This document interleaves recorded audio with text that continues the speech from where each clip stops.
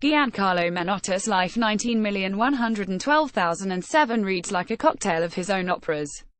First composition aged 5, first opera aged 11, first séance in his school holidays. Retaining a sense of the mystical, he compared composition to water, divining wait for the stick to start trembling, then dig. Menotti made a fortune thanks chiefly to his TV opera for children, A Mile and a Night Visitors 1951, commissioned by the US network NBC, and ended his days as laird of a glorious Scottish Palladian mansion in East Lothian. Why Scotland? Because of the wind, the rain, the cold, which he loved, and so he could be completely cut off from my past. It was a desire to find a place where I could hide. That alien sense of identity came in part from being an Italian in America, an American in Italy, and gay when to be so was illegal. That statelessness is central to The Consul, Menotti's first full-length opera, about a political dissident in an unnamed totalitarian country, oppressed by bureaucracy. The work has been given a rare staging by Guildhall School of Music and Drama's excellent opera department, conducted by Timothy Redmond and directed by Stephen Medcalf. Last performance tomorrow. The relevance of its subject matter hardly needs stating. It's not Bach, but nor is it often Bach, as Menotti said himself. Menotti wrote The Consul, libretto too, in the late 1940s at the start of the Cold War. It was first performed, to great acclaim, in 1950 on Broadway. He'd have liked Maria Callas. She wasn't available. That gap between composition and premiere is significant. Creating tuneful, well-honed music in a post-Puccini vein, Menotti has never fitted any category except his own. This has led to exaggerated sneering, particularly from green-eyed avant-gardists whose music may be more interesting but has not bought them stately homes. Little account has been taken of the ways in which Menotti was skillful, fertile and, for someone written off as conservative, often ahead of the game. The Consul of the title is a Godot-like figure ahead of Beckett's 1953 play, which still only existed in his notebook, who never appears. The opera's opening scene is domestic. A young wife, Magda, husband John, their baby and his mother share a brittle conversation in the kitchen where, yes, there is a sink. Call it kitchen sink drama if you like, but at least give Menotti credit for being several years ahead of that term's common use. Daniel Mullany as the magician, with Emily Kite as secretary in The Consul.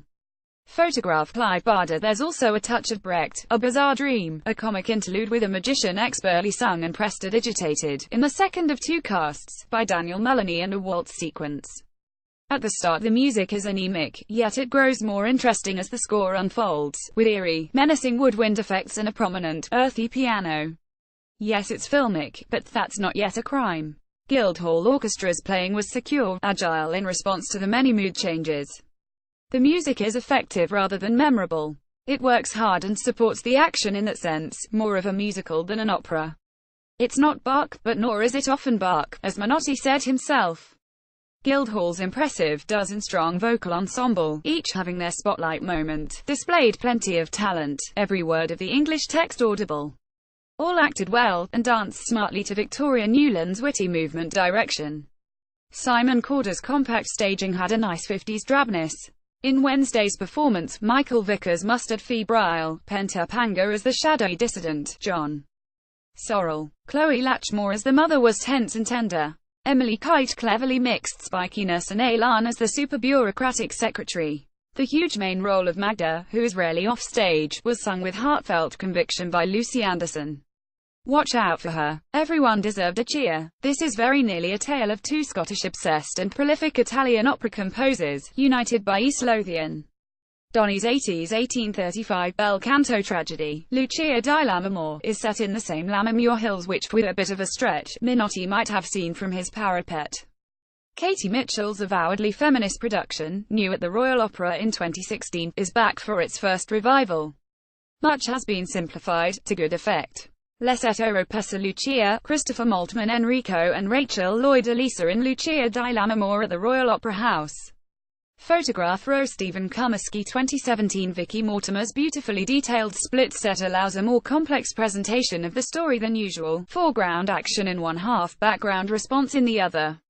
It remains distracting, silent action, sometimes upstaging singing, but there's less gore, less running water and greater clarity in the depiction of Lucia as an independent woman. The brass initially sounded somewhat lackadaisical under the baton of Michelle Mariotti, but otherwise chorus and orchestra were ablaze. The cast is outstanding: Christopher Maltman, Enrico, Charles Castronovo, Edgardo and Michelle Patuzzi Bedabant, with Lassetto Ropessa crystalline and ethereal in the title role. At the conductor's request there is no glass harmonica for the mad scene, a loss, but the replacement flute solo is exquisite. Perversely or not, Donizetti's opera reshapes its source, Walter Scott's The Bride of Lammermoor, so that the men are now to blame for Lucia's forced marriage and thwarted love. In the original, the heroine's mother was the villain, scheming against her own daughter. This realization makes for an even more complicated gender equation than Katie Mitchell's, which I'm not quite up for yet. Star ratings out of 5. The Consul, Lucia di Lammermoor. The Consul is at Silk Street Theatre, London, until the 6th of November. Lucia di Lammermoor is in rep at the Royal Opera House, London, until the 27th of November.